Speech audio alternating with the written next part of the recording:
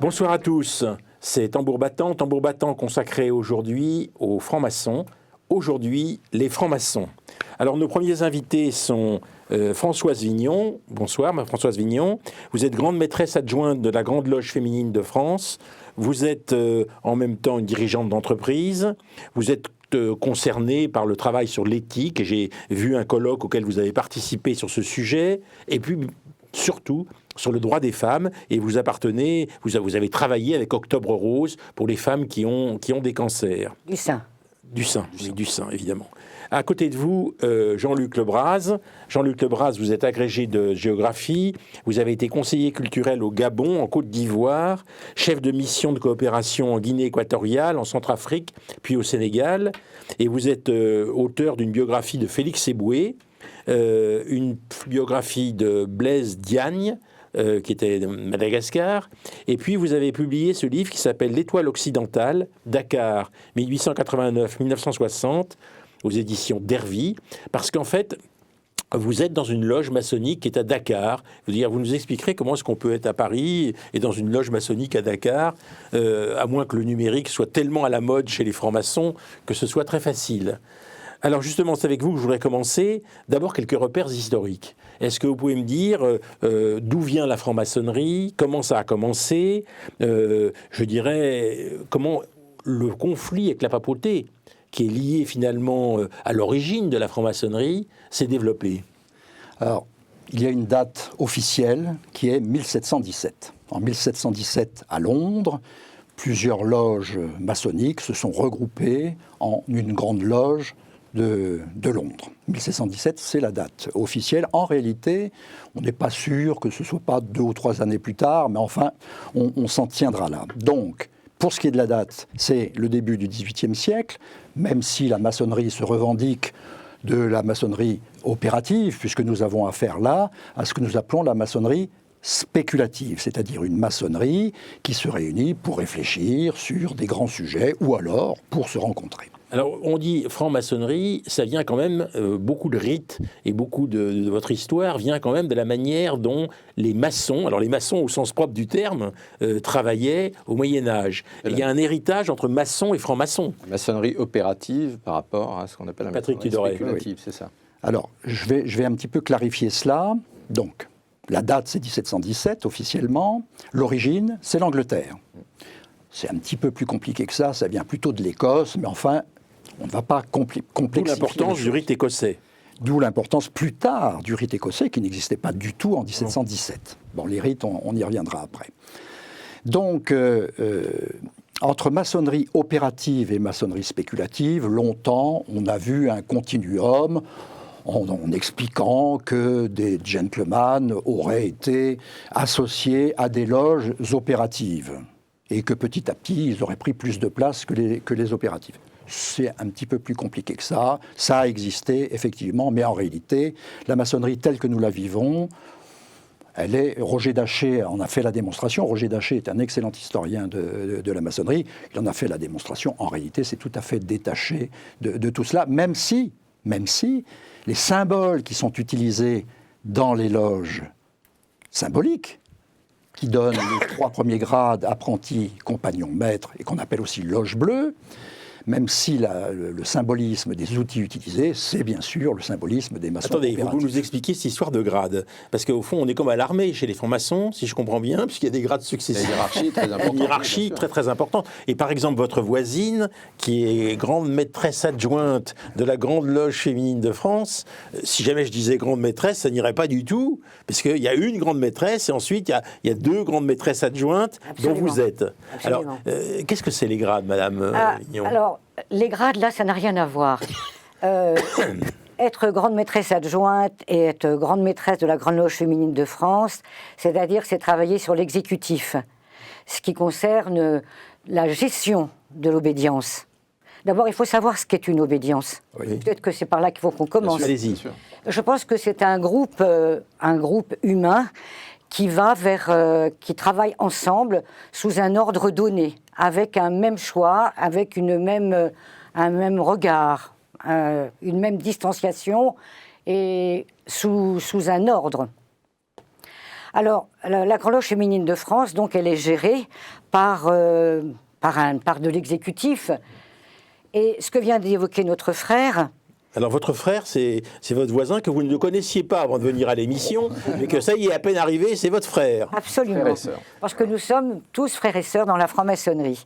Donc ce que vient d'évoquer mon frère, c'est la franc-maçonnerie initiatique, c'est-à-dire celle qui va nous faire avancer au niveau de notre chemin personnel. C'est ça, le parcours, c'est très important. Le parcours, notre chemin personnel. Ouais. Je suis grande maîtresse adjointe de la Grande Loge féminine de France, certes, mais Dieu merci, j'ai à côté de ça, comme mon frère, un chemin initiatique et qui me fait grandir aussi chaque jour.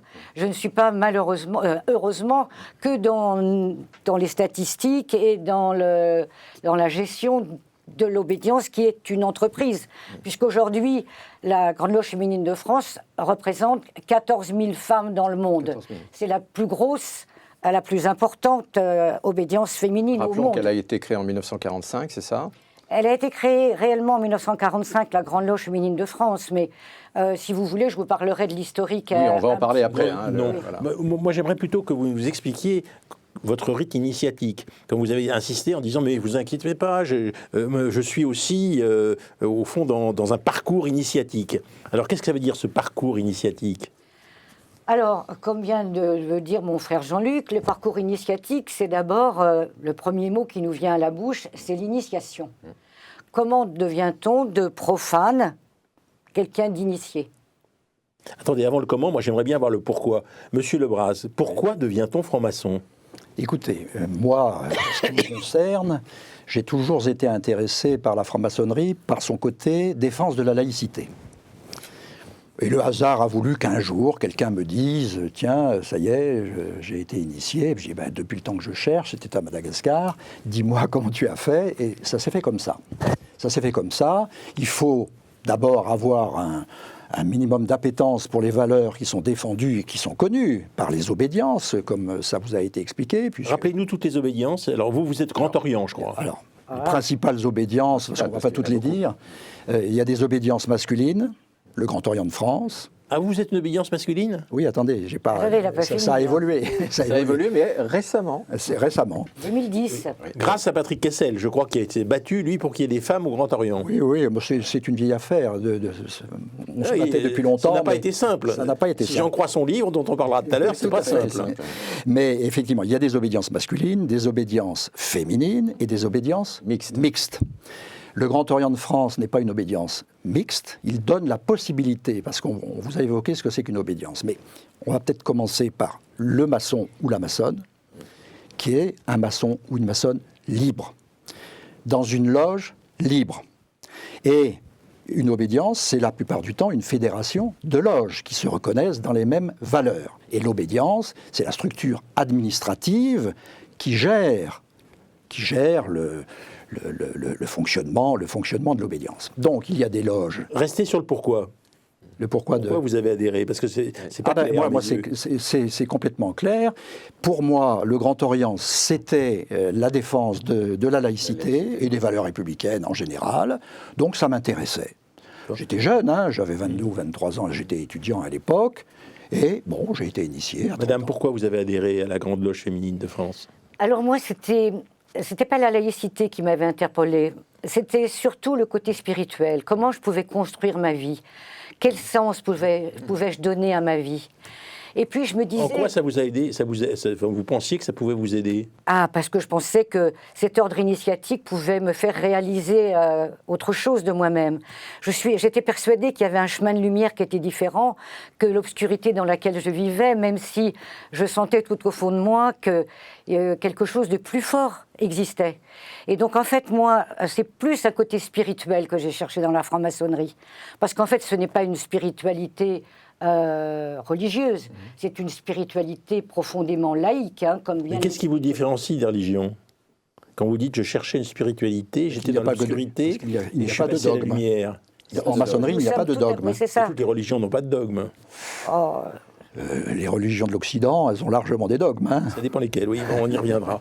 Bon, mais toujours est-il que, donc, ce que vous cherchiez, c'était la lumière. Et vous avez trouvé la lumière ? Je travaillais sur la connaissance de soi, s'engager pour une quête, vraiment. Alors, trouver la lumière... Une quête de sens ? Une quête de sens. D'accord. Et une quête aussi de travail avec les autres, parce que la quête, on peut la faire seul, mais je pense qu'en franc-maçonnerie, le côté magique, c'est de travailler ensemble et de construire ensemble un temple. On appelle ça un temple. Oui, en fait, nous sommes des pierres qui construisons ensemble un temple. Et c'est pour ça que... Oui. Je trouve pas ça génial comme image, Monsieur Lebras, excusez-moi, Vous mais trouvez pas ça génial ? être des pierres, non, moi je me sens plus qu'une pierre. C'est le mot de Saint-Exupéry. La pierre n'a d'autre espoir que de rester pierre, mais de s'assembler avec d'autres pierres, elle devient temple. Merci, Patrick. Voilà. C'est ce que vous vouliez dire. Non, mais l'image est belle. Être une pierre pour construire un temple, c'est donc un temple symbolique. Ah ben tout à fait, oui. Oui. Parlez-moi de en ce référence temple. au temple de Salomon. Alors, c'est une référence au temple de Salomon ? Salomon, absolument. Oui, bien sûr. Alors, expliquez-moi, qu'est-ce que c'est que ce temple que construit chaque franc-maçon, si je comprends bien ? Les francs-maçons parlent d'abord de leur temple intérieur. C'est exactement la démarche de ma sœur et voisine.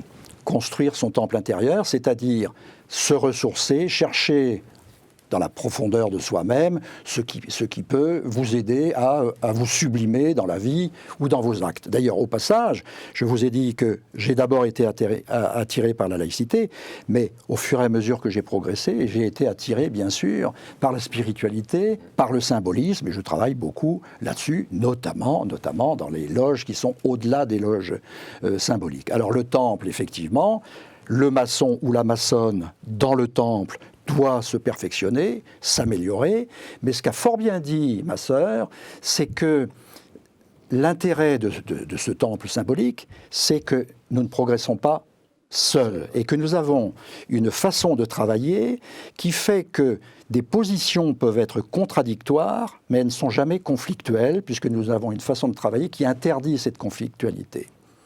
Et comme ça, petit à petit, pendant le temps où nous travaillons ensemble, parce qu'après, quand on repart dans le monde profane, bon, les choses peuvent un petit peu être différentes. Vous dites le monde profane, oui, qui veut dire que donc le monde... C'est un monde sacré. C'est un monde sacré. C'est un monde sacré.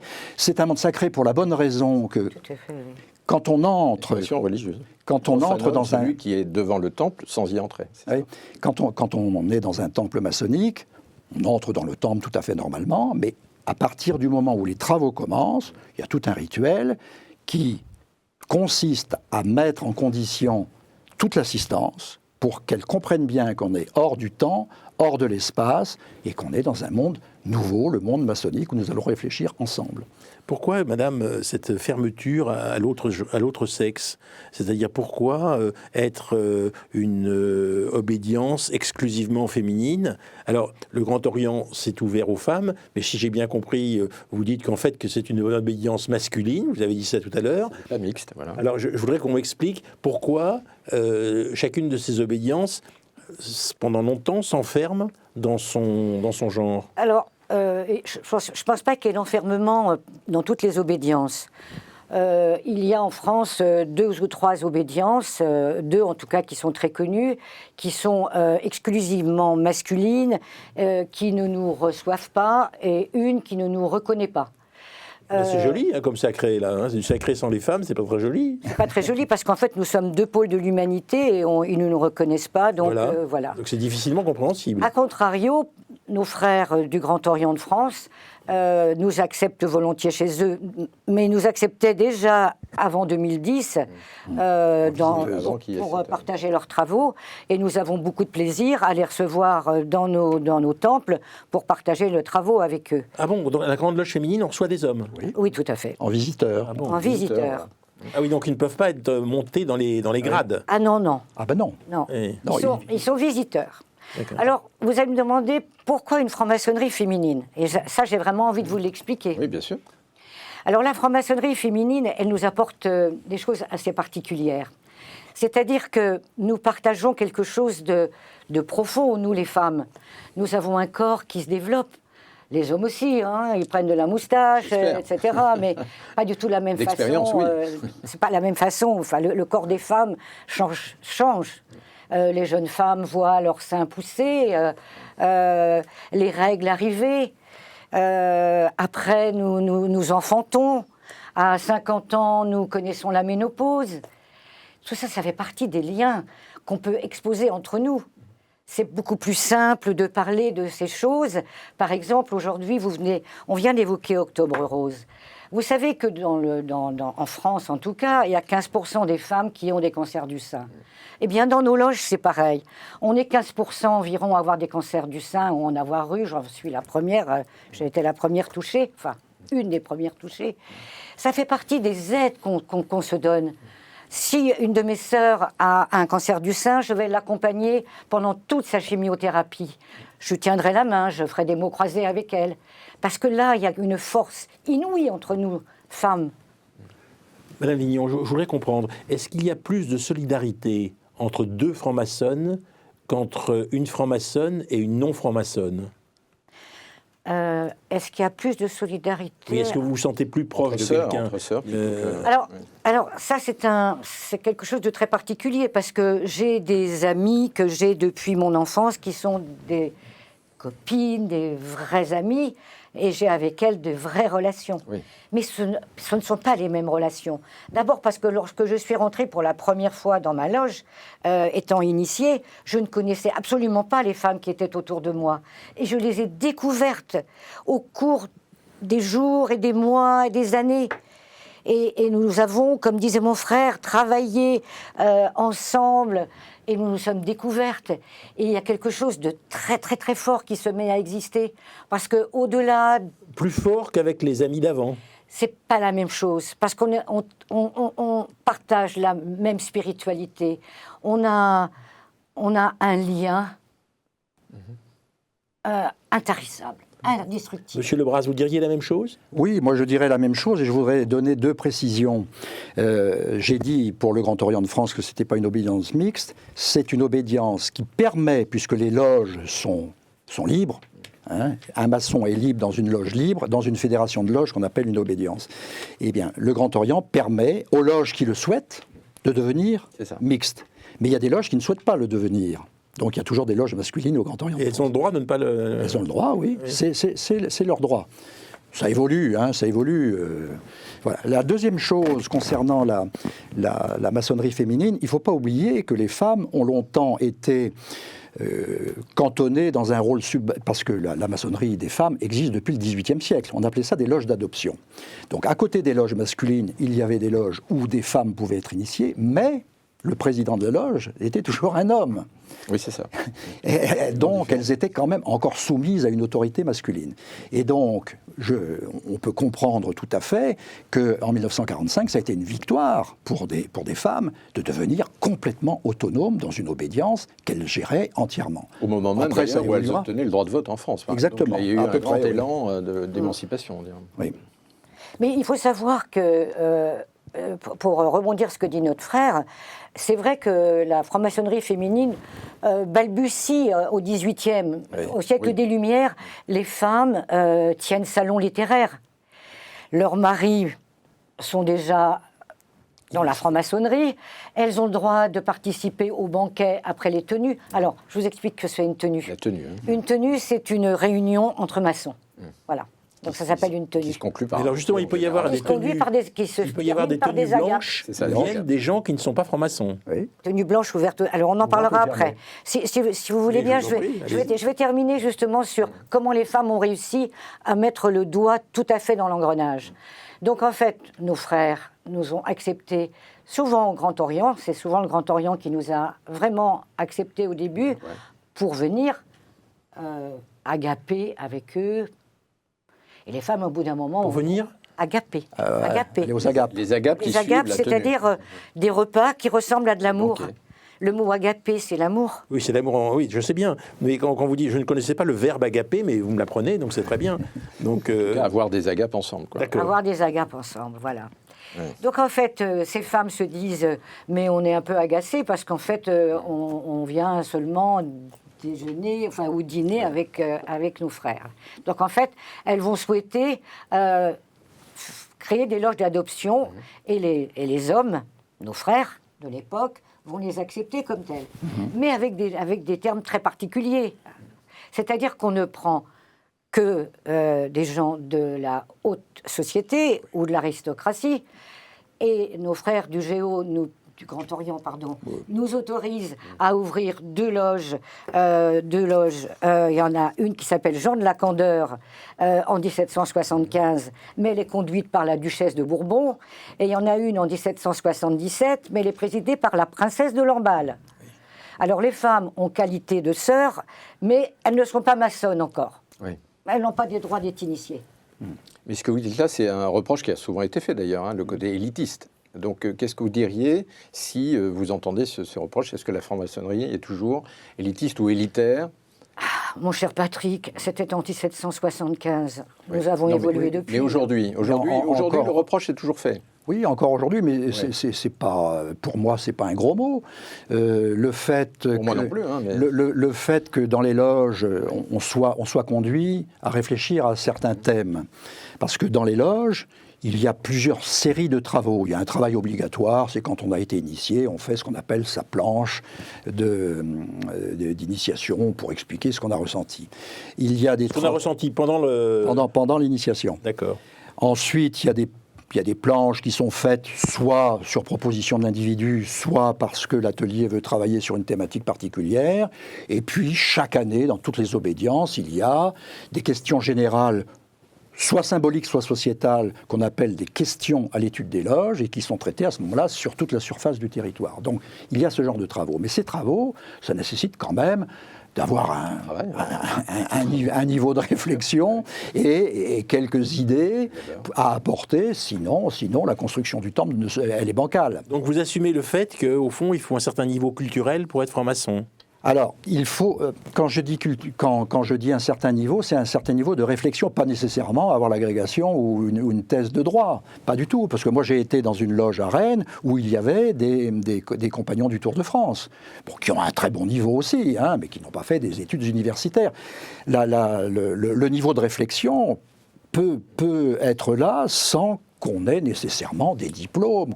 Éric Bazanel, qu'on recevra tout à l'heure pour son livre Franc-maçon, qui est ici, lui reprend le mot qu'avait eu Antoine Vitesse, je crois, pour le théâtre. Il disait le théâtre, c'est quelque chose qui doit être élitaire pour tous. Est-ce que c'est quelque chose que vous partagez? Oui, je crois qu'on peut dire ça. Et c'est d'autant plus, alors, parce qu'il y a une explication technique aussi. Vous demandiez comment nous deux, nous sommes rentrés en maçonnerie, mais ça se fait, c'est une cooptation en réalité. On a entendu quelqu'un qui était franc-maçon, lui dit tiens, j'aimerais bien peut-être. Bon, après on est enquêté, on rentre. On est enquêté, attendez, on s'arrête une seconde. Ça veut dire quoi, on est enquêté? Quand quelqu'un est candidat pour entrer dans une loge, il rentre dans une loge avant d'entrer dans une obédience ou l'inverse, comme vous voulez, s'il a choisi une obédience ou une autre.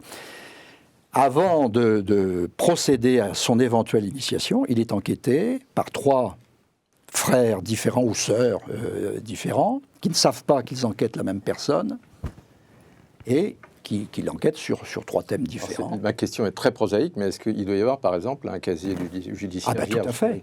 Tout à fait. C'est pas comme dans la Légion étrangère. Non. Donc là, il y a des choses très rigoureuses. Oui. Il faut. Les enquêtes, le casier judiciaire ne suffit pas. Si par exemple quelqu'un a commis un certain nombre de choses, a été mis en cause par la justice, que bien sûr il n'a pas été finalement jusqu'au bout, c'est-à-dire qu'il n'a pas été condamné par la justice, est-ce que vous considérez que l'enquête conduit à douter, à avoir quelques suspicions et en conséquence ne doit pas permettre l'entrée dans la loge de ce personnage? Alors, l'enquête ne suffit pas, il y a un vote après. C'est pour ça que je vous parle de il y a un vote. Ah oui, il y a 3 enquêteurs ou enquêtrices, les enquêtes sont lues, elles sont écoutées, la personne est entendue, elle est aveuglée, mais la personne est entendue aussi. Aveuglée. Elle a un bandeau sur les yeux. Elle rentre dans un temple qu'elle n'a pas à connaître tant qu'elle n'est pas initiée. Donc, on la fait rentrer, elle est questionnée. Les yeux bandés, elle est questionnée en fonction. En fait. C'est vraiment un grand jeu. Hein. En fonction de ce qui a été lu. Donc, alors, il peut y avoir des choses qui échappent. Hein. Un enquêteur peut ne pas avoir été assez subtil pour comprendre certaines choses, ou alors l'enquêté peut avoir caché quelque chose qui échappe. C'est quand même assez rare, mais les élections conduisent, je ne sais pas comment c'est à la Grande Loge de France, mais féminine de France, mais conduisent assez fréquemment à repousser ou à retarder une initiation. Alors les élections, là on parle de l'élection d'un nouveau, d'un nouveau membre. Mais ensuite, alors il y a donc une hiérarchie. La loge est présidée par un vénérable. Oui. Le vénérable, c'est celui qui organise les débats, si je comprends bien. C'est celui qui préside la tenue, puisqu'on vous a dit que ça s'appelait une tenue. C'est-à-dire celui qui assure le bon ordre des travaux. Et c'est ça qui est original, justement, c'est qu'on s'adresse toujours au vénérable. Il y a un principe de triangulation. Exactement. Un frère ne s'adresse pas à un autre frère directement. Non. Et c'est ce qui, vous le dites d'ailleurs, c'est fait exprès justement pour pacifier les échanges et éviter les débats trop... Alors, il y a deux choses qui pacifient le débat. La première, c'est que quand quelqu'un est intervenu et qu'on veut répondre, on ne lui répond pas à lui. On répond à toute la loge en regardant le président de l'atelier. Le vénérable. Le vénérable, oui, le président de l'atelier. Et en levant la main pour prendre la parole. Voilà. Oui, mais ça, oui, avant, il y a tout un tour qui calme déjà les ardeurs. Et une fois qu'on prend la parole, on ne prend pas la parole avec la possibilité de faire des gestes méridionaux qui expriment soit l'ardeur des convictions, soit pour s'opposer à ce qui a été dit. On est à l'ordre, c'est-à-dire qu'on a une posture qui nous interdit d'avoir une expression corporelle agressive. Ou de gigoter. Ou de gigoter, oui, tout simplement, voilà. Donc, ça calme bien les ardeurs. Et si malgré tout, puisque vous parlez du vénérable, si malgré tout, la personne est un petit peu excitée, eh ben le vénérable peut intervenir.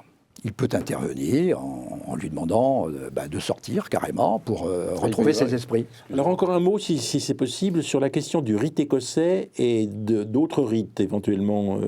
Qu'est-ce qui les oppose ? Non, je dirais... Tu veux... Qu'est-ce que le rite écossais déjà ? Le rite écossais ancien et accepté. Oui. Rite écossais quoi ? Ancien et accepté. R-E-A-A. Voilà. R-E-2-A. Donc... c'est le rite qui a été... C'est le rite de base. Hein.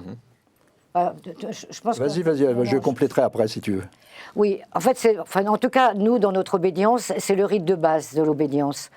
Après, nous avons, développé d'autres rites, c'est-à-dire le rite français 1801, le rite français rectifié, le rite écossais rectifié. Oui, il y a un rite écossais rectifié aussi. Rectifié, et aujourd'hui, nous avons ouvert nos loges au rite de Memphis-Misraïm. Oui, j'ai vu ça. Il y a effectivement une loge qui s'appelle... Il y a la grande loge féminine, d'ailleurs, de Memphis-Misraïm, créée en 65. Absolument. Alors, vous vouliez ajouter quelque chose ? Oui, juste pour dire que le rite... c'est ce qui permet d'organiser le travail en loge. Mais rien ne les oppose. Ils ont leurs particularités et pas toujours de très très grandes différences. Entre le rite français et le rite écossais ancien et accepté, il n'y a pas d'énormes différences. La grande différence, c'est qu'après les loges symboliques, apprentis, compagnons, maîtres, la voix des hauts grades n'est pas exactement la même. Il n'y a que 5 hauts grades au rite français et il y en a 30, pour faire un total de 33, au rite écossais ancien et accepté. Ce rite écossais, c'est pas le plus ancien. Le plus ancien, c'est le rite français, qui est lui-même un héritier de ce que les Anglais avaient transmis à la maçonnerie française dans les années 1726-1728. Ce rite écossais ancien et accepté a été créé aux États-Unis, à Charleston, en 1801 très précisément. Et il a été rapporté en France en 1804. Une dernière question, Monsieur Lebras. Est-ce qu'on peut dire que les rites sont surtout là pour contribuer à pacifier les débats, ou bien est-ce qu'il y a un autre objectif pour les rites ? Les rites en général organisent, puisque nous avons des rituels, à partir du rite, il y a des rituels à chaque grade. Donc, vous avez tout le temps parlé d'ordre. L'ordre est absolument fondamental. Ah non, mais l'ordre, c'est l'ordre initiatique, oui, c'est fondamental. Mais dans le temple, il faut aussi qu'il y ait de l'ordre. Ça c'est clair. Donc les rites, de façon générale, ont chacun leur façon d'organiser les travaux, de façon à ce que ça se passe de façon pacifiée. Mais autrement, il y en a qui sont plus orienté vers le symbolisme et la spiritualité. C'est le cas du rite écossais ancien et accepté, qui est traditionnellement plus spiritualiste que le rite français, qui lui avait tendance à être plus sociétal, si vous voulez. Alors ça, on l'évoquera justement peut-être tout à l'heure. Avec Patrick, oui. Dernière petite question, vous tous compris, il y a combien de francs-maçons en France ? Je ne sais pas, je pense que Jean-Luc va être meilleur que moi là-dessus. Ah ben écoute, au Grand Orient, il y en a 55 000. Il doit y en avoir 35 000 à la Grande Loge de France, ça fait déjà 90. J'ai lu 150 000. Oui, c'est ça. Oui. 150 000. Bon, entre 120 et 150, oui. Je pense qu'il y en avait un peu plus avant la pandémie. Oui. Et je pense qu'il y a quand même... ça s'est un peu évaporé, les gens se sont désengagés. Parce que rentrer en franc-maçonnerie, c'est un enthousiasme, mais c'est aussi un engagement quasiment pour la vie. Ben oui, c'est ça. Et on s'est rendu compte pendant la pandémie que cet engagement, justement, connaissait une petite désuétude. L'engagement n'était pas aussi fort. Nos frères et nos sœurs sont restés un peu chez eux et ont eu du mal à revenir nous rejoindre. Je vais compléter juste 2 secondes. Pendant la pandémie, on a cru pouvoir substituer les réunions dans le temple à des visioconférences. Ah oui. Eh bien, ça ne marche pas. Ça ne marche pas. Les visioconférences ont permis de garder le lien, mais ça ne peut pas remplacer le travail en loge. Merci à tous les deux. Alors, je voudrais seulement rappeler que grâce à vous, nous avons pénétré les arcanes, les premières arcanes de la franc-maçonnerie, et je vous remercie. Merci à vous. Merci beaucoup.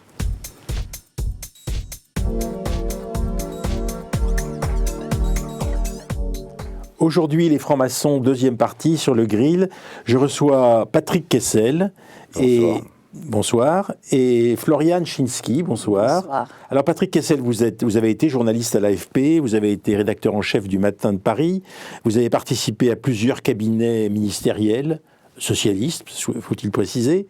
Vous avez été surtout, c'est pour ça que vous êtes là, grand maître du Grand Orient de France et président du comité Laïcité et République, fondateur de ce qu'on appelle le Club des égaux. Et vous avez publié plusieurs bouquins. D'abord Marianne, je t'aime aux éditions Bruno Le Prince. Ensuite, Ils ont volé la laïcité aux éditions Jean-Claude Gavsevitch. Et puis Marianne toujours, 50 ans d'engagement laïque et républicain. Et vous, Florian Chinsky, vous êtes rabbin depuis 2005. Vous êtes docteur en droit. Vous êtes maintenant dans une communauté qui s'appelle Judaïsme en mouvement et qui représente le judaïsme libéral. Et vous avez accompagné plusieurs types de communautés juives à Jérusalem, mais aussi à Paris, bien sûr, et à Bruxelles. On peut dire qu'aujourd'hui, vous êtes responsable d'une synagogue sur Melun dans le 20e arrondissement. Exactement. Et vous venez de publier un livre qui s'appelle « Des femmes et des dieux » aux éditions Les Arènes, que vous avez publié avec Kaina Baloul, qui est une musulmane, et avec Emmanuel Seboltz, qui est une pasteur protestante. On va revenir sur ce livre. Mais d'abord, je voudrais commencer avec vous, Patrick Kessel, puisque vous êtes au cœur de notre problématique. Votre livre est un peu le cheminement d'un étudiant engagé en 68, rêvant de changer le monde, et devenu le plus jeune grand maître de l'histoire de la franc-maçonnerie, du Grand Orient de France, impliqué en faveur de l'entrée des femmes dont on a parlé tout à l'heure, dans la maçonnerie, et qui a vécu en même temps un conflit extrêmement grave concernant cette principale obédience qui vous a engagé dans une bataille autour du terme de la laïcité. Parce qu'au fond, en face de vous, il y avait un certain nombre de gens, ce que vous racontez, qui souhaitaient participer d'une laïcité nouvelle, c'est-à-dire d'un respect des religions entre elles, une manière de faire avancer toutes les religions, et qui, de cette façon, parlait de la laïcité. Et vous disiez, non, la laïcité, c'est la loi de 1905, c'est-à-dire le fait, au fond, de ne pas... que l'État n'entre pas dans les affaires de la religion. Alors, expliquez-moi un petit peu, d'abord, pourquoi vous avez été au cœur de cette crise, mais j'aimerais d'abord qu'on commence par, pourquoi êtes-vous devenu franc-maçon ? Votre papa l'était. Alors ça, évidemment, c'est un point très important. Exactement. J'ai suivi la voie de mon père, mais à l'époque, j'étais plutôt dans la rébellion contre le père. Quand on a 16-17 ans, on est rarement dans l'adhésion. Vous êtes devenu franc-maçon à 16 ans ? Non, je suis devenu à 18 ans. C'est ce qui fait que j'ai pu accéder à des fonctions très tôt, parce qu'à l'époque, la majorité était à 21 ans, sauf au Grand Orient, on pouvait adhérer à 18 ans. Donc, mais 18 ans, c'est quand même plutôt un âge d'adhésion, mais aussi de rupture, d'évolution. Donc, voilà. J'étais, oui, dans l'admiration de mon père, une admiration que je lui porte toujours. Pourquoi suis-je rentré en maçonnerie? D'abord, j'étais rentré plutôt dans des mouvements de jeunes, qu'on appelle les cadets, et qui constituent une forme d'école, de classe, non pas d'école d'ailleurs, parce qu'on n'enseigne rien, aucun savoir. La maçonnerie, c'est le contraire, c'est apprendre à douter, apprendre à penser par soi-même, et ce n'est pas se nourrir d'un savoir qui serait extérieur. Et donc, ça a été assez tôt rencontrer des maçons, c'est-à-dire des gens dont je me suis rendu compte petit à petit que je ne partageais pas forcément toutes les convictions, mais qui m'ont accepté. Les francs-maçons nous ont acceptés, alors qu'il faut se souvenir qu'en 68-69, les partis ont essayé de récupérer, de détourner, d'amalgamer, mais qu'il n'était pas question d'écouter la parole qui sortait des bouches de ces jeunes blancs-becs d'universitaires contestataires. Donc la maçonnerie a été assez tôt pour moi, à travers mon père, à travers ses amis qui venaient tard à la maison le soir discuter. Elle a été un lieu d'acceptation de l'autre, de dialogue avec l'autre, de disputation, d'affrontement des idées. Et la franc-maçonnerie était un des rares lieux où nous avons été acceptés pour ce que nous sommes, où nous avons pu débattre et affronter nos idées dans le respect des hommes.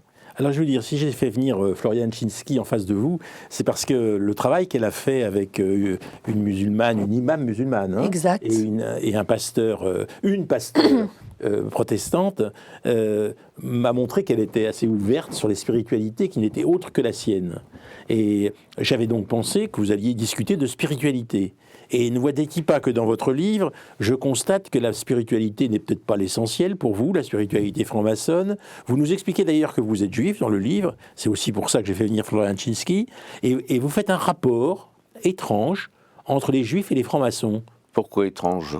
Parce que moi, je ne m'attendais pas du tout à ça. Je ne savais pas que ça coulait de source, que juifs et francs-maçons, ça allait dans le même sens. D'abord, je n'ai de mandat pour parler ni au nom des juifs, ni au nom des francs-maçons. Il s'avère qu'il y en a un certain nombre de juifs qui sont sur les colonnes. Qui sont sur les colonnes, ça veut dire qu'ils sont dans les... Ils sont dans les loges, on appelle les colonnes, les endroits où l'on met les bancs ou les chaises, où l'on s'assoit. Ça ressemble plus au Parlement britannique d'ailleurs qu'à l'Assemblée nationale. Vous voyez, Et donc on appelle ça sur les colonnes. Pourquoi suis-je venu sur ce plan des colonnes ? Parce que je vous posais la question de savoir pourquoi vous étiez... Ah oui, la spiritualité. La spiritualité, ce n'est pas... Trop souvent dans notre histoire, le mot spiritualité a été accaparé par les religions et notamment par l'Église. Mais écoutez, les francs-maçons parlent du grand architecte de l'univers. Qu'est-ce que c'est sinon une vision, je ne sais pas, de Dieu, non ? Alors c'est exactement là où j'allais en venir. D'abord, ce n'est pas toute la franc-maçonnerie qui fait la référence au grand architecte de l'univers, parce que quand la maçonnerie est constituée, le monde est divisé principalement chez les intellectuels en Europe et en France entre catholiques et protestants. Et le grand souci des maçons britanniques, c'est de trouver un lieu où l'on peut rapprocher des hommes je dis des hommes parce qu'à l'époque les femmes ne sont pas maçonnes, où l'on peut rapprocher des hommes de bonne volonté. Donc c'est pourquoi ils ont une référence déiste. Aujourd'hui, elle n'existe plus, en tout cas au Grand Orient de France, depuis 1877. Les maçons sont libres de croire dans l'Éternel s'ils en ont envie, ou dans Vishnu, ou dans quelques religions de leur choix, ou de ne croire en aucun Dieu, c'est la référence 1877. Et c'est ce qui a valu que la franc-maçonnerie française, notamment le Grand Orient, a été mis un peu de côté par la maçonnerie britannique, qui d'une certaine façon nous a excommuniés. Nous ne serions pas des bons francs-maçons parce que nous n'apportons pas notre signature au moment de l'adhésion à une promesse d'engagement de respect de la parole de l'Éternel. Nous n'en avons rien à faire. Il y a sur nos colonnes des maçons et des maçonnes qui croient en l'Éternel, qui adhèrent à une religion, qui n'adhèrent à aucune. C'est plutôt une minorité aujourd'hui, mais il y en a beaucoup quand même. Donc il y a une spiritualité, et nous y reviendrons tout à l'heure, mais qui n'est pas une spiritualité religieuse au sens de la tradition chrétienne. Florian Nijinsky, je voudrais savoir comment vous entendez, vous qui avez dialogué avec d'autres religieuses, cette spiritualité qui ne serait pas religieuse. Qu'est-ce que vous en pensez ? Alors, il y a la question de la définition des mots et du mot religieux et du mot spirituel. Et à partir du moment où on veut définir des choses qui sont impalpables, c'est un petit peu compliqué.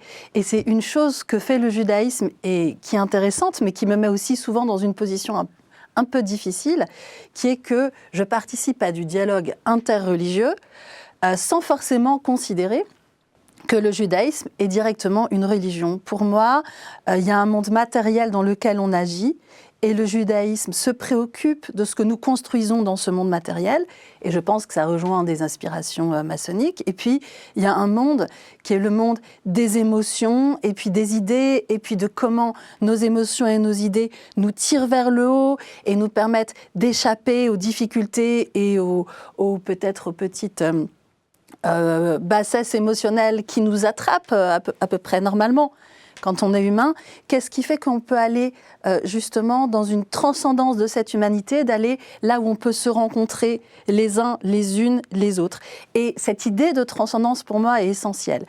Après, ce qu'on appelle spiritualité, est-ce que c'est un chemin vers s'élever ou est-ce que c'est une façon de gérer les émotions? Quel mot on met dessus? Est-ce qu'on décrit un grand architecte ou une grande architecte, juste pour faire entrer aussi la possibilité du féminin là-dedans.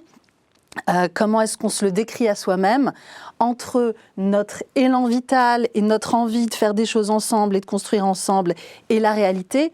Quelles sont les étapes qu'on met?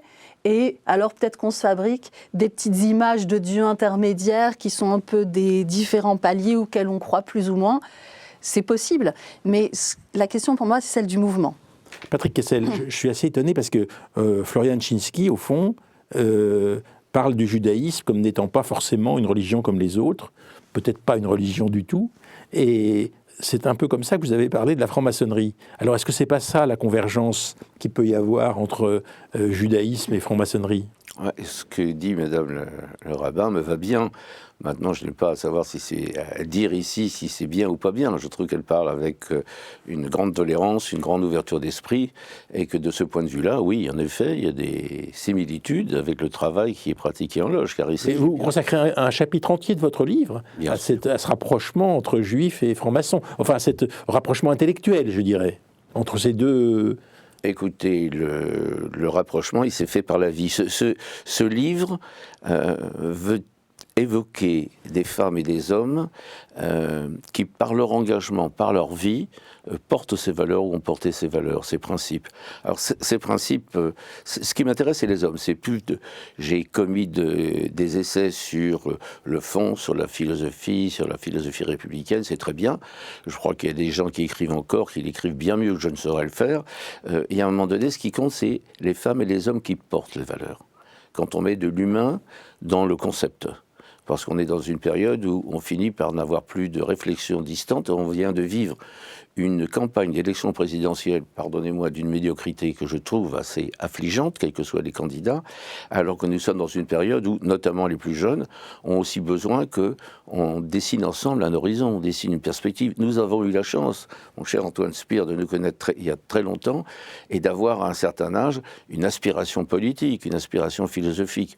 Constatons quand même qu'aujourd'hui cela fait défaut, et je pense que ça explique chez beaucoup l'arrivée, enfin chez certains, l'arrivée vers une expression religieuse intolérante, extrémiste, je pense à l'islamisme notamment, et je crois que l'effondrement du Parti communiste, il fallait bien que ça arrive, mais a laissé la voie ouverte à l'absence de sens, à l'absence de quête, qu'est-ce que c'est que vivre? Qu'est-ce que c'est que le bon? Qu'est-ce que c'est que le mauvais?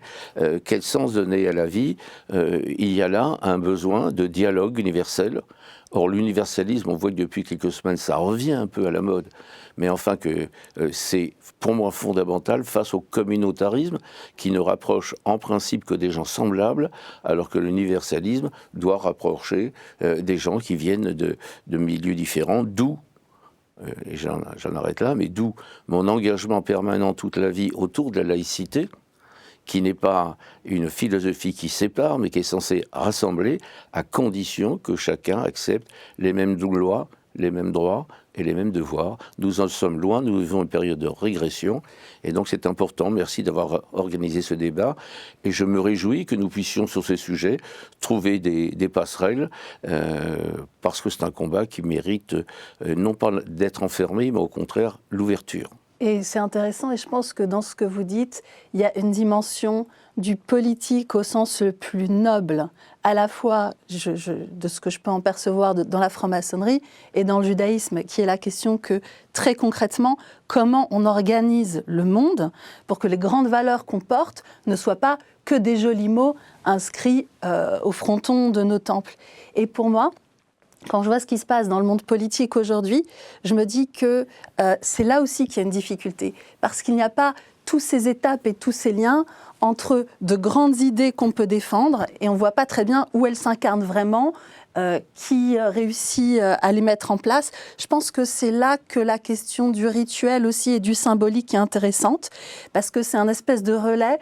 Par exemple, la liberté, ok, on est tous d'accord.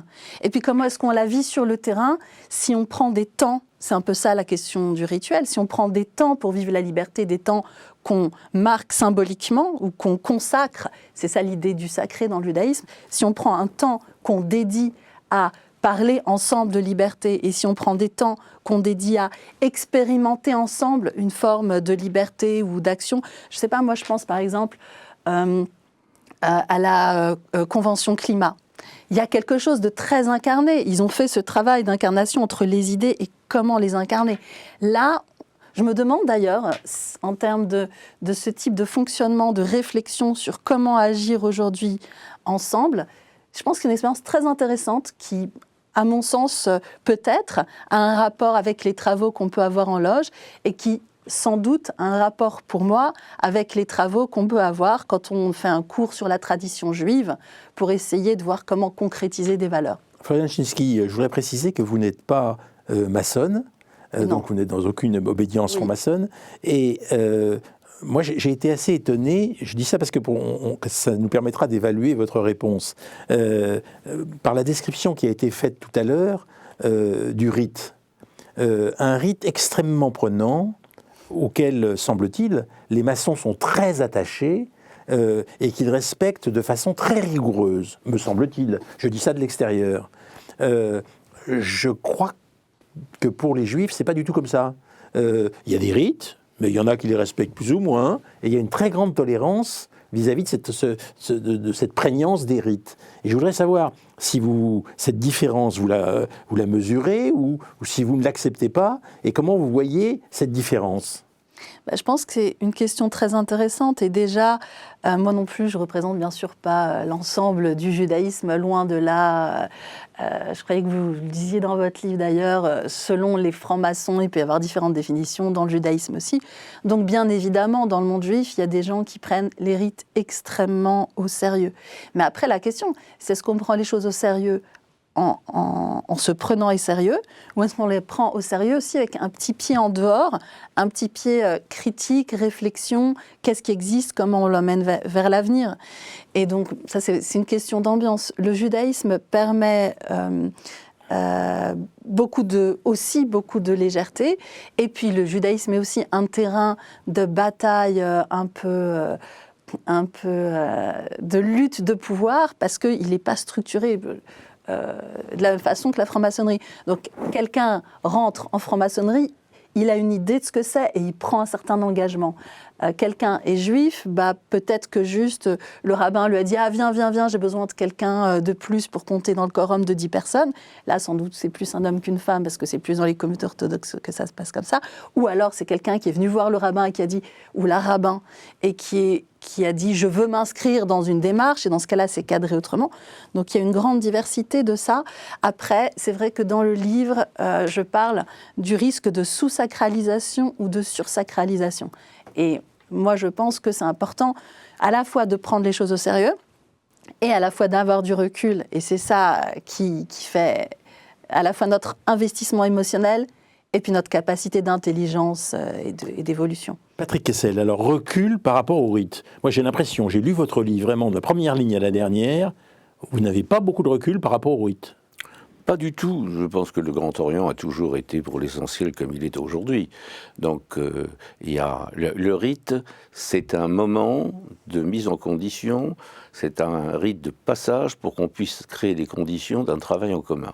On ne travaille pas dans une loge comme on travaille, comme nous le faisons en ce moment, comme on peut le faire dans une section. C'est un lieu d'échange, mais c'est d'abord un lieu d'écoute des autres et d'écoute de soi. C'est un lieu où par la méthode, ou par les rituels, ou par les méthodes, je préfère ce mot-là, on se met d'abord à l'écoute de soi-même, on revisite ses convictions. Parce que nous avions fortement besoin aussi, je dirais, de prendre du champ par rapport à certaines idéologies. Trop souvent, les individus arrivent dans un lieu, ils ressassent, ils disent ce à quoi ils ont adhéré, et puis ils se frottent les mains et on passe à autre chose. Non, ça doit être un lieu où l'on revisite, où l'on s'interroge sur ses convictions. Je dirais c'est un lieu au sens marcusien de désaliénation. Et nous avons connu ça à une certaine époque. Il était important de prendre du champ. Peut-on être complètement désaliéné? Je n'en suis pas sûr aujourd'hui. Mais en tout cas, il y a un champ critique par rapport aux convictions profondes qui n'étaient pas des convictions acquises, mais qui ont souvent été des convictions imposées, que ce soit en politique ou que ce soit en religion. Donc la maçonnerie, elle est un lieu où on apprend à se désaliéner. La place on apprend à se désaliéner. Le mot est bien prétentieux, mais on essaie de prendre du champ. Je vais vous donner, sans vous livrer de grands secrets, quand on rentre en maçonnerie, la première chose qu'on vous dit, c'est on vous demande un mot qu'on vient de vous donner, qui est censé un terme secret, et vous devez répondre, vous ne l'avez pas le mot. Je ne sais ni lire ni écrire, je ne sais qu'épeler. Donnez-moi la première lettre, je vous donnerai la seconde. Alors peut-être qu'on trouvera des passerelles avec une démarche de spiritualité religieuse, mais ça veut dire clairement que... Mais non, elle vous a dit que c'était pas la spiritualité religieuse. Vous avez écouté ce qu'elle a dit? Mais j'entends, j'ai pas dit que c'était ce qu'elle avait dit. Je dis on trouvera peut-être, parce que je ne veux polémiquer avec personne, et certainement pas avec madame. C'est que... il y a un lieu où l'on peut revisiter ce qui passait pour des convictions les plus profondes et ouvrir le débat de fond. C'est, je dirais, c'est l'échange. On n'apprend que par les autres. On n'apprend pas seul dans son coin. Le chemin initiatique, c'est pas le chemin du pèlerin, fût-il juif, qui va sur les collines à la quête de la montagne magique chercher la vérité là-haut. C'est une vérité qu'il se construit lui-même dans le dialogue avec les autres. Dans ce sens-là, il n'y a pas du tout de contradiction, ce que sous-entendait votre question, mon cher Antoine Spire, mais il n'y a pas de contradiction dès lors qu'on reste dans la question et pas dans la réponse. D'ailleurs, je vous dirai encore une chose, c'est que je ne serai pas long, mais chaque tenue se termine en quelque sorte par des questionnements. On ne termine jamais sur une certitude. Il y a un orateur, quelqu'un qui est pour rassembler ce qui a été dit dans la réunion de travail, et ensuite chacun part avec ses questions, mais ne part pas les mains pleines de certitude. Madame Larabin. Je ne saurais trop adhérer, bien que je suis persuadée que la façon de le faire en franc-maçonnerie et de la façon de le faire en judaïsme sont différentes, et tant mieux. Mais la question est vraiment centrale dans le judaïsme. Mais alors après, la question que moi je me pose, c'est est-ce qu'on arrive à vraiment se faire poser des questions aux gens? Donc justement, je parlais de liberté parce que c'est un thème fondamental de comment on exerce notre liberté de penser et d'agir en tant qu'êtres humains. Mais donc la fête de Pessah, la fête de Pâques, qui est la fête de la liberté, il y a un texte qui nous invite à poser des questions de 100 000 façons différentes. On raconte que des enfants posent des questions, on raconte que des sages posent des questions, on invite à la question en permanence. Et je pense que c'est pareil à chaque fois qu'on est en face de réalité humaine, ça marche plus ou moins. Et donc on peut lire, et certains lisent la série de ces questions le plus vite possible pour vite passer à table. Et pourquoi pas, c'est respectable, ça fait passer aussi quelque chose. Et d'autres s'attardent et rentrent dans quelque chose qui est vraiment essentiel dans le judaïsme. C'est ce qu'on dit dans les chapitres des principes. On dit fais-toi un maître, c'est-à-dire trouve quelqu'un qui t'aide à sortir de ta propre pensée et acquiert-toi un compagnon d'études, c'est-à-dire quelqu'un qui, à travers la confrontation, va justement t'aider à remettre en question ta pensée et observer les choses autrement. Et tout le fonctionnement du livre essentiel du judaïsme, qui est le Talmud, on pourrait discuter de ça, mais c'est au moins très, très, très, très important. Tout le fonctionnement, c'est une personne qui parle, un rabbin qui parle, un rabbin qui dit le contraire, un rabbin qui fait une synthèse, un rabbin qui conteste la synthèse, des rabbins d'autres époques qui se citent et qui disent « un tel a dit ça, et moi je vais dire le contraire ».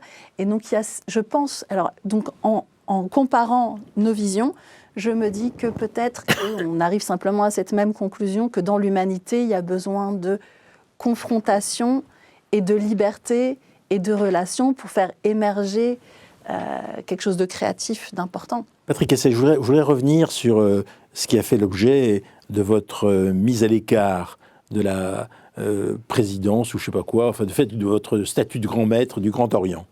Ce débat sur la laïcité. Est-ce que vous pourriez me dire en très peu de mots, qu'est-ce qui vous opposait aux gens qui n'étaient pas d'accord avec vous et qui étaient des vénérables du Grand Orient, des gens importants, mais qui disaient que votre attachement à la laïcité traditionnelle devait être mis à jour, c'est-à-dire être remplacé par cette tolérance des religions les unes avec les autres. Moi, je vois bien la différence, mais comment s'est passée cette bataille? Est-ce que vous pourriez me le dire en quelques mots? Non, j'ai pour tradition de ne pas revenir sur des moments de vie démocratique. On a des règles, j'entends... c'est pas dans la règle maçonne de faire ça? Non, si, on peut parler, c'est pas interdit, personne ne sanctionnera, mais je ne veux pas citer des gens et des situations. Je ne vous demande pas de citer des gens. Ah oui, parce que vous ne voulez pas polémiquer, c'est ça? Bien évidemment. Mais il y a un moment donné, il ne faut quand même pas oublier, peut-être ce qui manque dans notre débat, c'est que le Grand Orient, il a aussi, par rapport à toutes les obédiences, la particularité d'être profondément lié au principe des Lumières.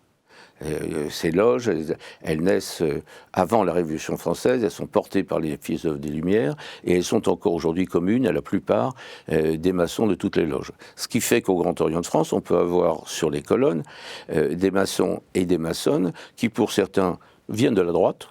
Mais généralement, c'est une droite républicaine. Enfin, c'est pas généralement, c'est toujours. C'est jamais l'extrême droite. D'ailleurs, la maçonnerie a toujours été victime de l'extrême droite, comme elle l'a été d'ailleurs d'une certaine ultra-gauche. Mais enfin, et d'associer avec des gens issus de la gauche qui sont aussi attachés à ces principes. Donc, la politique est absolument présente.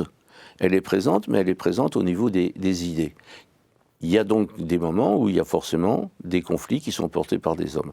Nous avons eu à cette époque, dans la maçonnerie du Grand Orient, deux sensibilités. Une qui a été incarnée, qui a contribué à ce qu'on a appelé la laïcité ouverte, la laïcité nouvelle, c'est-à-dire qui réduit la laïcité à ce qu'elle n'est pas, c'est-à-dire un simple dialogue interreligieux. Moi, je suis content quand les religions dialoguent entre elles. Je trouve que c'est plutôt une bonne chose. Mais c'est pas le livre, c'est exactement le thème du livre de Florian Chinski. On ne prétend pas s'emparer de la laïcité. On prétend réfléchir ensemble à ce qu'on pense être les problèmes importants aujourd'hui et à prendre des positionnements qui contredisent l'espèce d'allégation judéo-chrétienne réactionnaire qu'on entend souvent et qui ne reflète ni le christianisme d'Emmanuel Seboldt, ni le judaïsme. Emmanuel Seboldt, c'est donc la pasteur qui parle dans ce livre. La présidente du Conseil national de l'Église protestante unie de France.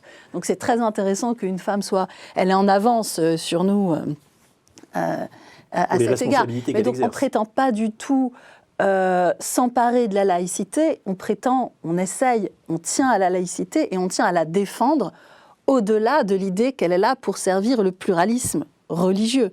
Mais après, la laïcité, je pense, est aussi là pour offrir un cadre d'épanouissement à toutes les personnes qui habitent en son sein. Et il y a une vraie question de comment les libertés des gens sont nourries ou pas dans les cadres scolaires, dans les cadres culturels, dans les cadres universitaires. Et je pense que ça, c'est une des questions essentielles que moi, je poserais à la laïcité. Je voudrais rectifier préciser ce que je disais tout à l'heure, qui vient un peu en contrepoint de ce que vous venez de dire. C'est-à-dire qu'il n'y a pas deux laïcités.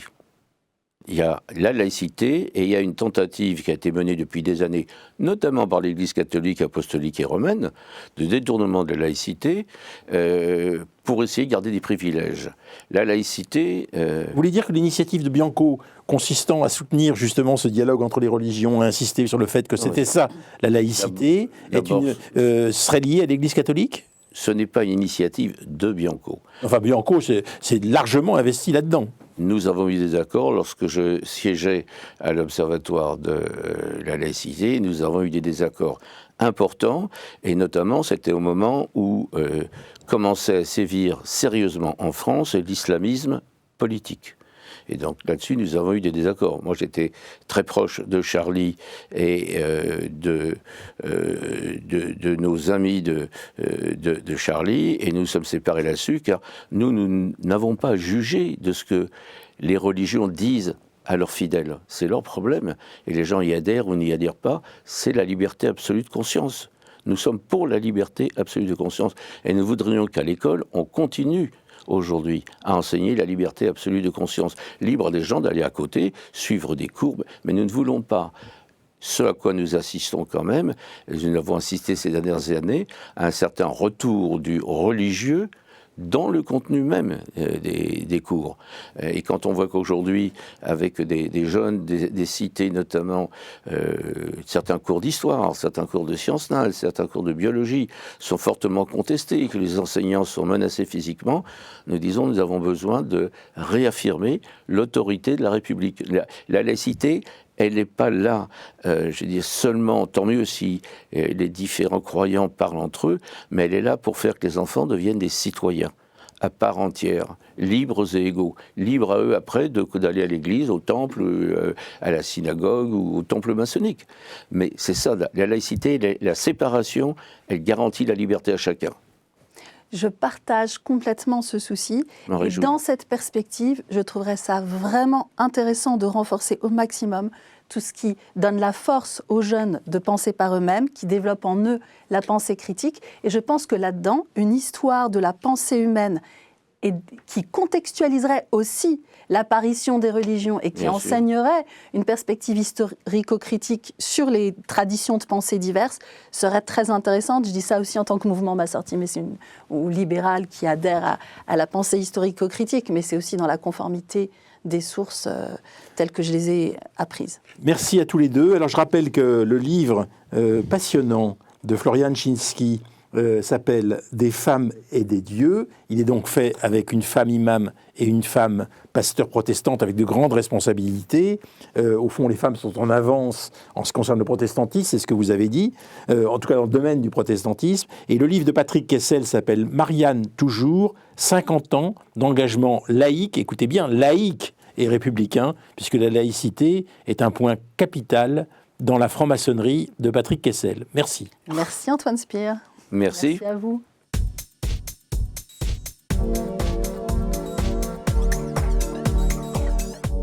Aujourd'hui, les francs-maçons, notre grand témoin est Éric Badonnel. Éric Badonnel, vous êtes spécialiste de politique de santé et de protection sociale. Alors, vous êtes l'auteur d'un livre qui s'appelle « Alors que la mémoire s'efface », qui est consacré à la maladie de votre mère, qui est une sorte de maladie d'Alzheimer. Ensuite, vous avez publié « Le courage des miens », qui était un livre sur, au fond, les engagements de votre famille dans les conflits français depuis près d'un siècle.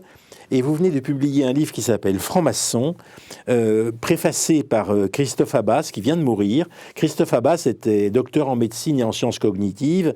C'est un grand maître du Grand Orient, un peu comme Patrick Kessel qui était là tout à l'heure. Il a été grand maître du 2016 à 2017, je crois, et il vient de mourir. Oui, la franc-maçonnerie est un engagement qui permet de rencontrer des personnes qu'on n'aurait sans doute pas rencontrées autrement. Quand j'ai été initié maçon il y a 27 ans, le 6 juin, l'un des premiers visages que j'ai vu, c'est celui de Christophe Abbas.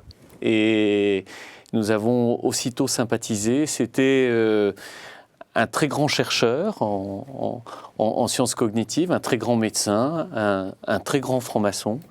Nous avons eu une relation très personnelle, très forte. Il m'a beaucoup appris, évidemment. l'annonce de sa mort nous plonge tous dans une très très grande tristesse. Je dois à Christophe le fait de savoir que j'ai une vie intérieure, puisque j'ai été plusieurs fois son cobaye pour sa thèse de science, et il a observé les mouvements de mon cervelet sous un IRM à l'hôpital des 15-20 plusieurs fois, un samedi. Et donc, grâce à Christophe, je sais, il y a des preuves scientifiques que j'ai un semblant de vie intérieure. Éric Badonnel, alors pourquoi vous êtes devenu franc-maçon ? Je vous repose la question parce que je trouve que chaque itinéraire est quand même très intéressant, puisque chez les francs-maçons, c'est important, cette question de l'itinéraire. Je dois tout à Édouard Balladur et à François Bayrou, puisque sous le gouvernement Balladur, dans la deuxième cohabitation, il y a eu une grande manifestation des défenseurs de la laïcité contre une volonté du ministre de l'Éducation nationale de l'époque, François Bayrou, d'abroger une disposition de la loi Fallou visant à autoriser les collectivités locales à investir sans frein dans les établissements scolaires privés. Et donc j'avais participé à cette manifestation. Dans cette manifestation, il y avait un grand nombre de francs-maçons qui portaient ce qu'on appelle leur décor, des signes distinctifs. Et à la suite de cette manifestation, j'ai décidé de rejoindre le Grand Orient de France. À l'époque, dans la continuité de mes engagements au mouvement des jeunes socialistes, je pensais que j'avais déjà décelé les limites de cette forme d'engagement qu'est le parti politique. J'ai éprouvé le besoin, avant la création des think tanks, de trouver un lieu où on puisse prolonger sa réflexion, et je pensais que la franc-maçonnerie pourrait être ce lieu. Alors, ça a été pour moi ce lieu, mais ça a été aussi bien davantage. Et je pense que si je suis resté dans la franc-maçonnerie et si je m'y suis épanoui, c'est parce que j'ai trouvé bien davantage que ce que j'étais venu chercher. C'est étonnant que vous ayez commencé par le décor et ensuite, pour parler ensuite des idées qu'on échange. Ça signifie donc que le rite est tellement important que ce qui a d'abord brillé à vos yeux, c'est le tablier, etc. Le baudrier. Le baudrier, oui. Non, il y a quelque chose de relativement transgressif pour un franc-maçon dans le fait de s'afficher dans l'espace public avec des signes distinctifs. Et donc, ça avait nécessairement, à cette époque-là, attiré mon attention. Vous le décrivez dans votre livre, justement, franc-maçon. Et j'en profite d'ailleurs pour dire à quel point je l'ai apprécié, ce livre, parce qu'il est remarquable de pédagogie. Mais il est aussi très attachant. C'est aussi ça vous rend très attachant, avec des valeurs, me semble-t-il, importantes. Et donc, il y a dans ce livre un certain nombre de choses qui sont... on a déjà brassé assez large, Antoine, mais il y a dans ce livre des choses qui sont assez passionnantes. Et vous abordez vraiment des notions comme l'émotion, par exemple. Vous dites que l'émotion, sachant quand même que la franc-maçonnerie, c'est l'éloge de la raison. On est dans la raison absolue, et ce garde-fou démocratique est la raison. Mais vous faites l'éloge de l'émotion. Et donc on a rappelons quand même que Wilhelm Reich, le psychanalyste, parlait de la peste émotionnelle dans son analyse de la propagande fasciste. Donc l'émotion aujourd'hui, elle est dominante dans une société ultra médiatisée. Et donc, quel serait votre éloge de l'émotion et votre définition de l'émotion ? Alors, la franc-maçonnerie, pour être très très schématique, c'est trois choses. Ce sont des idéaux. En France, ce sont les idéaux républicains, faits d'émancipation. C'est une méthode de travail et c'est un fonds culturel. Et cette méthode de travail, elle vise à progressivement, vous avez parlé des grades tout à l'heure, faire passer aux membres de notre association un certain nombre d'épreuves sous forme de rites mis en scène. Et ces rites se fondent sur un texte qu'on appelle le rituel. Et dans ce texte, un certain nombre de sources culturelles du monde occidental sont approfondies. Et à l'occasion des histoires qui sont mises en scène dans ces rites, un certain nombre de notions philosophiques sont elles-mêmes évoquées. Et ensuite, les titulaires de ces grades sont amenés à faire des travaux symboliques d'analyse, d'interprétation de ce qu'ils ont vécu, soit de telle ou telle phrase du rituel, soit de tel geste qui est fait, soit de tel outil qui est utilisé, soit de telle notion philosophique qui est mise en avant. Et évidemment, la force d'un rite, c'est une force d'ordre poétique. C'est-à-dire, pour que cette mise en scène ne soit pas ridicule, il faut qu'elle soit exécutée avec un grand soin. On n'est pas très très loin finalement du théâtre de ce point de vue-là. Et d'ailleurs, vous avez une comparaison avec le théâtre brechtien. Avec le théâtre brechtien, je pense qu'il y a quelque chose de l'effet de distanciation de Brecht. C'était intéressant là-dessus. que ça explique bien la perception que vous en avez. Et donc, il est très important de pouvoir créer cette émotion à cette occasion-là pour fixer les esprits et que dans les esprits de ceux qui ont passé ces épreuves, il reste quelque chose de ce moment décisif. Et en faisant des travaux symboliques sur le fond des rituels dont ils ont été l'un des acteurs, les francs-maçons ont vocation à faire un travail sur le fond, mais aussi à revenir sur tout l'univers personnel que ça a ébranlé en eux, lié à leur centre d'intérêt, à leur parcours familial, à leur activité professionnelle ou à leur émotion propre. Et fondamentalement, le caractère peut-être le plus surprenant pour quelqu'un comme moi, qui avait une culture très platonicienne, cartésienne, école finalement de la Troisième République avec un père enseignant, donc très rationnel, très dans la maîtrise. L'un des côtés les plus surprenants de cette méthode maçonnique, c'est finalement de réhabiliter relativement l'expression d'une émotion à l'appui d'un discours rationnel dans un cadre collectif. Et en termes de développement personnel, cette démarche dite initiatique m'a permis finalement peut-être de progresser dans l'expression de ma sensibilité, ce qui m'a peut-être aussi permis de débloquer les choses pour le passage à l'écriture. Il y a quelque chose que vous dites à propos du symbole dans votre livre qui est très intéressant. Vous dites que le symbole donne le sens. Et là, dans votre phrase, depuis que Patrick Tudoret vous a posé sa question, vous avez répété 4 fois le mot symbolique. Parlez-moi de ce symbole qui donne du sens. Et qu'est-ce que c'est que ces symboles ? Alors un symbole, dans l'étymologie, c'est un objet de terre cuite brisé en deux, qui permettait aux deux dépositaires des deux parties de l'objet ou à leurs descendants de se reconnaître bien d'années après et de s'identifier, de se reconnaître. Mais un symbole, c'est plus fondamentalement une idée qu'on raccroche à un objet. De ce point de vue-là, aussi, un symbole, c'est quelque chose qui est absent, qu'on raccroche à quelque chose qui est très très présent. Et donc, le rapport symbolique au réel invite celui qui en use à s'interroger sur ce qui n'est pas là, ce qui invite du coup à tout un tas de réflexions qui pourraient être d'ordre métaphysique, si ce n'est religieuse. Voilà ce qu'est le symbolisme. Symbolai en grec, effectivement, c'est séparé. C'est séparé. Or, vous le dites, la franc-maçonnerie s'assigne pour but justement de retisser le lien, de remettre les morceaux ensemble. Il faut se souvenir que le diable, étymologiquement, c'est celui qui sépare, celui qui divise, diabolus. Et donc, il y a, au contraire, dans la franc-maçonnerie, vous le dites, cette volonté de retrouver Babel, en fait, la tour de Babel avant la malédiction. Oui, parce que, évidemment, le premier des symboles, c'est le langage. Les mots sont raccrochés à des idées.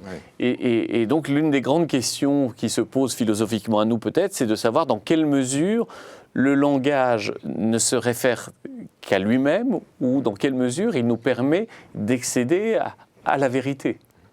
Et tout le travail symbolique, de discussion sur des questions symboliques en loge, vise à confronter des représentations sur un même symbole pour que de la confrontation de ces points de vue ou de ces cultures différentes puisse émerger une idée de la vérité qui soit plus largement partagée, si ce n'est tout à fait universelle.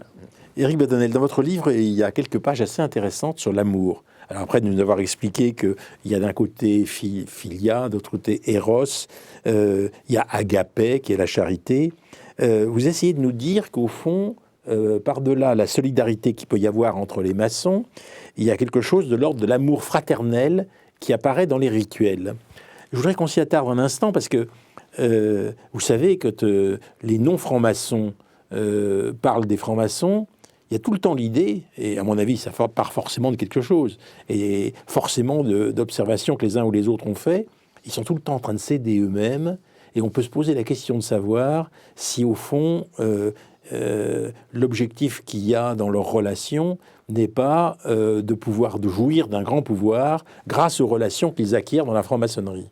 Alors, est-ce que cette critique est justifiée? Vous allez me dire non, elle n'est pas justifiée. Non, elle n'est pas justifiée. Mais, voilà, je m'y attends. Il répond dans le livre, d'ailleurs. Bon, et vous le dites aussi dans le livre, mais elle existe quand même. Et expliquez-moi quelle est sa base et quel est son fond de vrai. Alors, Son fond de vrai. S'il y a une critique, il faut l'entendre et essayer de la comprendre Bien pour sûr. pouvoir y répondre. Alors, il y a plusieurs questions dans votre question, comme souvent. Qu'est-ce que c'est que la fraternité, tout d'abord? La fraternité, c'est un lien fondé sur la biologie, plus souvent sur la culture ou sur le droit, entre plusieurs personnes, à la vie et à la mort, qui demeurent quoi qu'il arrive. Donc, ça n'a rien à voir avec l'amour. Vous En avez vu, revanche, on avait 2 invités en première partie et ils se sont tout de suite dit frères et sœurs. Ils ne se connaissaient pas, ils ne se sont jamais vus. Mais- ils se sont reconnus comme tels, comme on Ouais, dit. Mais, c'est incroyable. Et en Je veux dire revanche, que bon, c'est un jeu, mais... non, c'est la prise de conscience d'un lien qui demeure quoi qu'il arrive malgré nos différences. Le fait d'avoir un lien à la vie et à la mort avec d'autres personnes, qui demeure même si les personnes quittent la franc-maçonnerie. On ne revient pas sur l'initiation qui a été première. Ça oblige chacun, ou ça devrait obliger chacun, à une certaine qualité de comportement pour faire en sorte que cette coexistence soit le plus supportable possible. Et donc, de ce point de vue-là, la fraternité n'est pas l'amour, mais ça oblige chacun à un effort sur soi pour être un peu plus aimable ou un peu plus aimant. Et donc, c'est un peu ce que la politesse serait à la vertu. C'est un apprentissage de la vertu ou c'est un apprentissage de l'amour. Et donc, c'est une volonté de faire en sorte que la fraternité devienne un amour fraternel ou une fraternité aimante. Alors, ce qui m'a frappé, parce que j'ai posé la question tout à l'heure, et je voudrais savoir comment vous y répondez, est-ce que cette fraternité peut aller s'étendre jusqu'à des gens qui ne sont pas francs-maçons? Quelle est la différence pour vous entre un franc-maçon et Patrick Tudoret ou moi? Vous nous considérez, est-ce que vous pouvez nous considérer comme des frères? Nous sommes ou... profanes. Donc, par Nous sommes des profanes. profanes ou chez Harry Potter des moldus, quoi. Mais des non-initiés. Je vous en prie. Mais non, le fait d'être conscient avec un certain nombre de personnes, d'avoir un lien à la vie, à la mort qui demeure, ce qui oblige à une certaine qualité de comportement, ça ne signifie pas qu'il puisse pas y avoir des relations aussi fortes ou plus fortes avec d'autres personnes qui ne seraient pas maçonnes, évidemment. Dans mes choix amicaux ou sentimentaux, je n'ai pas toujours été entouré ou je ne suis pas toujours entouré que de francs-maçons, évidemment. Et la notion d'amitié est pour moi une notion distincte de la notion de fraternité. Christophe Abbas était un frère, même un grand frère, mais c'est aussi un ami. Sachant que la filiale, l'amitié, donc c'est une des formes de l'amour. C'est une des formes de l'amour. Une des formes les plus exigeantes de l'amour. Oui, en fait, on distingue plusieurs formes d'amour, vous l'avez dit rapidement, notamment philia et agapé en loge. Philia, c'est la relation interpersonnelle dans une relation équilibrée où on jouit de la présence de l'autre. Et agapé, c'est un don de soi inconditionnel, en fait, et une tension vers la philanthropie. Et ce qui se joue dans la sociabilité maçonnique, c'est la volonté de faire en sorte que, à travers cet apprentissage d'une fraternité aimante, donc cet effort faire sur soi-même pour être un peu plus aimable et un peu plus aimant avec les autres frères et sœurs, se mettre dans une posture qui nous ouvre vers une attention plus générale à l'humanité tout entière, à l'ensemble des sujets. Alors ça ne veut pas dire, pour autant, pour revenir à votre question que je n'ai pas oubliée, qu'il faut tout accepter d'un frère et d'une sœur, qu'il faille nécessairement répondre à toutes ses sollicitations, etc. Et que la sollicitation d'un frère ou d'une sœur, a priori, vaudrait davantage que celle de n'importe quelle personne qui ne serait pas initiée. Non, à chacun de faire valoir son libre arbitre et d'agir en conscience. Les rituels invitent à chacun à réfléchir en fonction de sa conception du devoir. Alors arrivons à la critique de l'arrivisme. Entrer en franc-maçonnerie, parce qu'on sait bien que c'est des relations qui peuvent vous aider dans la vie professionnelle et dans finalement l'accession à des grades dans la société civile. pour ma part, dans mon expérience, je dirais que c'est peut-être l'appartenance collective qui a eu le retour sur investissement le moins efficace. Il faut être bien conscient que devenir franc-maçon, ça signifie s'engager à assister à au moins 2 à 3 réunions par mois, à être présent à l'horaire, à assister aux réunions jusqu'à la fin, à être assidu, à s'excuser si on prévoit de ne pas être présent, et à devoir régulièrement produire des travaux sous forme d'exposés ou de rapports collectifs qui font l'objet de débats, qui peuvent être assez vifs et qui demandent un effort d'approfondissement. Donc très généralement, ceux qui arrivent en franc-maçonnerie dans l'objectif de, entre guillemets, réseauter, se découragent assez vite en voyant que l'investissement est disproportionné par rapport aux gains. Alors ça veut dire que malgré l'enquête dont on a parlé tout à l'heure, peuvent arriver des gens qui cherchent par opportunisme à être francs-maçons pour pouvoir, au fond, avoir quelques avantages. Et là, on ne les détecte pas toujours avec l'enquête. L'enquête, les 3 enquêtes visent à avoir des éclairages sur une personnalité au-delà du simple CV et de l'intervention d'un éventuel parrain. Le parrain n'est pas nécessaire, il peut y avoir des candidatures spontanées sur simple courrier au siège de l'obédience. Il peut arriver que les enquêtes se passent très bien et que ensuite le passage sous le bandeau, c'est-à-dire la réception du profane qui répond à des questions qui sont alimentées parce que chacun a retenu des enquêtes, se passe très bien aussi, et qu'à l'expérience, on découvre que le comportement du frère ou de la sœur présente des problèmes. Oui, c'est sur le temps que les choses se décantent. On se découvre progressivement les uns les autres. Donc il peut arriver effectivement que dans les recrutements, il y a des... Alors votre thèse, c'est qu'ensuite les opportunistes s'en vont parce qu'ils se rendent compte que c'est pas... Alors le discours maçonniquement incorrect consisterait à dire que soit ils deviennent grands maîtres, soit ils partent. Mais je ne le tiendrai pas ici. Bon. D'accord. Donc il y en a quand même qui sont devenus grands maîtres. C'est vous qui le dites. Par relation. Donc en fait, cette critique, de votre point de vue, elle n'est pas susceptible... Je pense que c'est quand même beaucoup plus efficace d'être dans telle association d'anciens élèves de telle grande école, d'être infiltré dans tel réseau régionaliste ou communautaire de quelque nature que ce soit. Ça demande beaucoup moins d'investissement et c'est peut-être potentiellement plus directement utile. Oui. Alors, du point de vue des symboles, il y a quelque chose que vous évoquez dans votre livre, un chapitre entier dont on n'a absolument pas parlé, qui est la question de la musique. Vous dites qu'il y a une grande importance de la musique. Alors, est-ce que vous pouvez revenir là-dessus ? Oui, j'ai évoqué l'importance des rites pour marquer une césure entre la vie non maçonnique et la vie maçonnique, donc la vie profane et la vie en loge, et lors des cérémonies d'initiation, mais également au début et à la fin de chaque tenue, pour que... C'est quelque chose que j'ignorais, par exemple, le rôle de la musique dans le rite. Oui, c'est...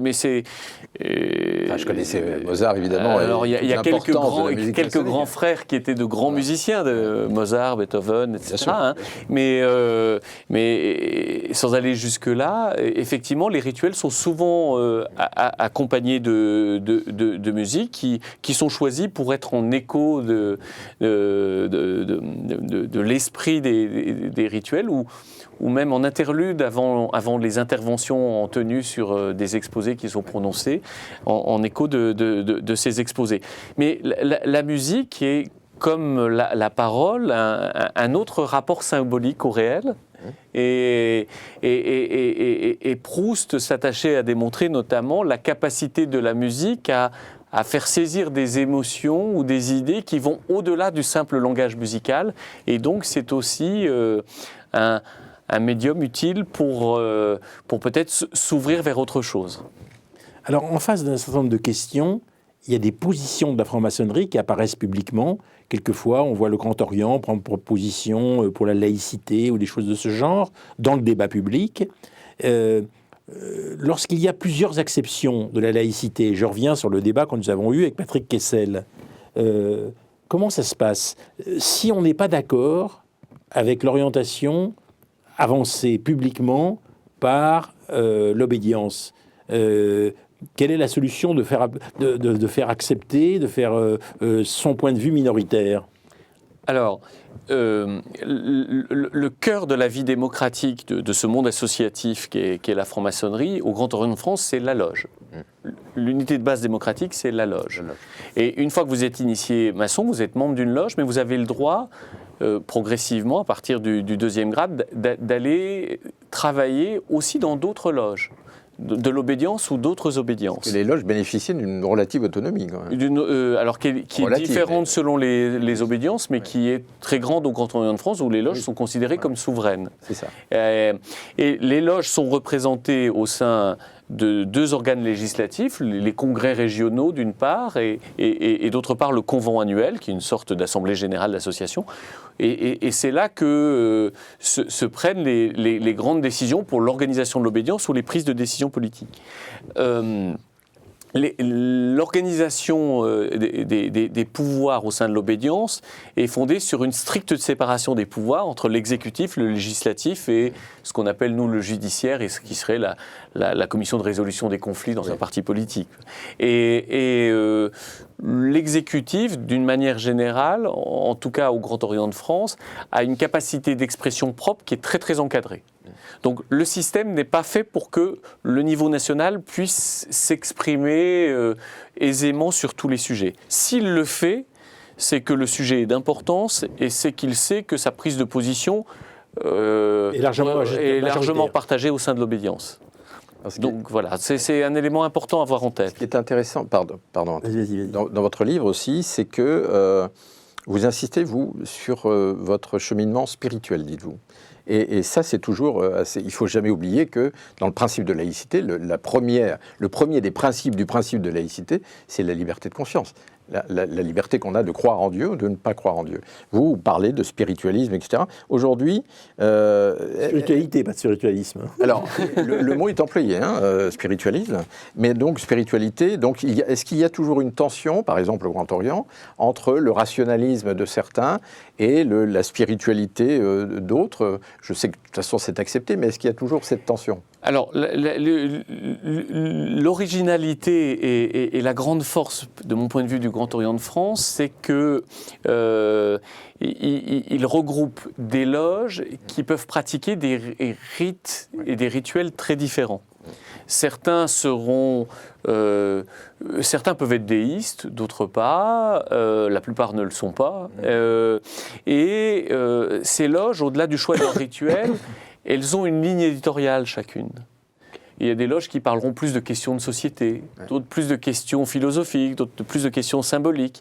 Il y a des loges dans lesquelles la sensibilité politique sera considérée comme étant un peu plus à gauche ou un peu plus à droite. Il y a des loges où on aura plutôt des professions libérales ou une représentation plus forte d'étrangers. Et donc vous avez de ce fait une pluralité de la pratique maçonnique qui respecte des standards communs, cependant, au sein du Grand Orient, ce qui permet à chacun de trouver, au fur et à mesure des voyages d'un atelier à l'autre à partir du 2e grade, l'atelier qui lui convient le mieux. C'est ça. Et après, il faut aussi, je trouve, un atelier qui corresponde à ce qu'on cherche, à ce qu'on aime, mais c'est aussi intéressant de trouver un atelier qui ne soit pas complètement identique à ce qu'on est pour pouvoir être stimulé. Mais c'est à chacun de faire cet exercice-là. Parce qu'effectivement, vous évoquez l'importance du voyage, ce que vous appelez les voyages, c'est-à-dire de pouvoir voyager d'un atelier à l'autre pour trouver, être en adéquation le plus possible, mais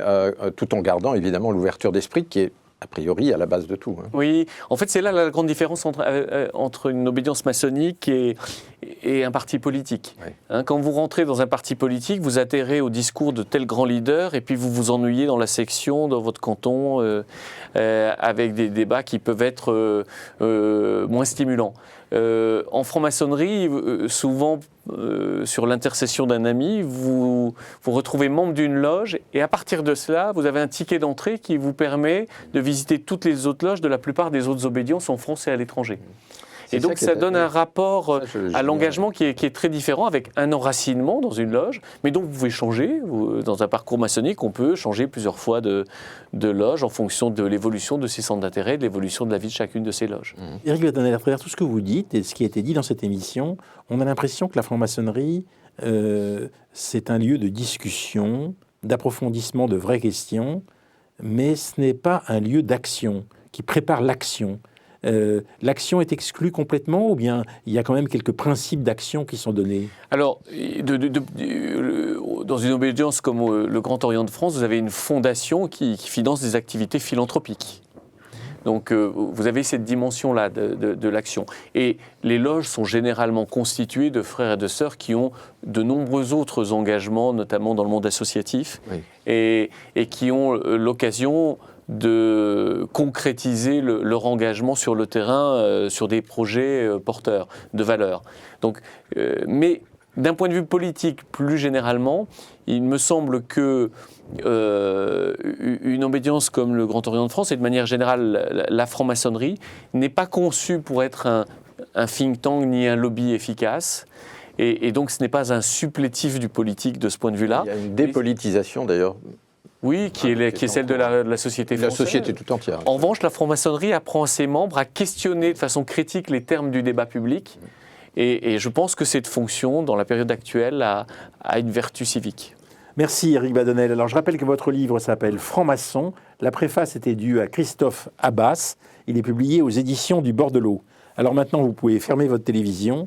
Et si vous avez des gens qui s'interrogent sur la franc-maçonnerie, eh bien souvenez-vous de ce qui a été dit dans cette émission. Ça vous aidera à questionner plus à fond encore les francs-maçons. À la semaine prochaine.